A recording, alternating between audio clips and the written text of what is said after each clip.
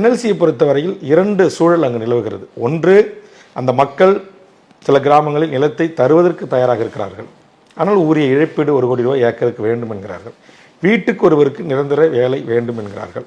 பாரபட்சமற்ற தொகை 2000 எடுத்தவங்க, 2005 எடுத்தவங்க, 2007 எடுத்தவங்க, தற்போது 2023 எடுப்பவர்களெல்லாம் இல்லாமல் நீங்கள் என்எல்சி ஒன்ஸு மிஷினரியை கொண்டு வந்து நிறுத்தி கரியை நீங்கள் வெட்டுறதுக்கு எங்கள் மண்ணுக்கு கொண்டு வந்து உங்களுடைய மிஷினரி நிறுத்துறீங்க அப்படின்னா, அந்த நிறுத்துகின்ற போது எல்லா நிலங்களுக்கும் ஒரே மாதிரியான ஒரே இழப்பீட்டு தொகையான 1 கோடி ரூபாய் ஃபிக்ஸ் பண்ணி எங்களுக்கு கொடுங்க அப்படின்றாங்க. ஆனால் என்எல்சி நிர்வாகம் 2005 எடுத்தவங்களுக்கு ஒரு 2 லட்சம், 2007-8 எடுத்தவங்களுக்கு 5 லட்சம், 9 எடுத்தவங்களுக்கு 6 லட்சம், அதுக்கு பிறகு எடுத்தவங்களுக்கு 15 லட்சம், 2014 எடுத்தவங்களுக்கு 17 லட்சம், இப்போ எடுக்க போகிறவங்களுக்கு 25 லட்சம் ஃபிக்ஸ் பண்ணுறாங்க.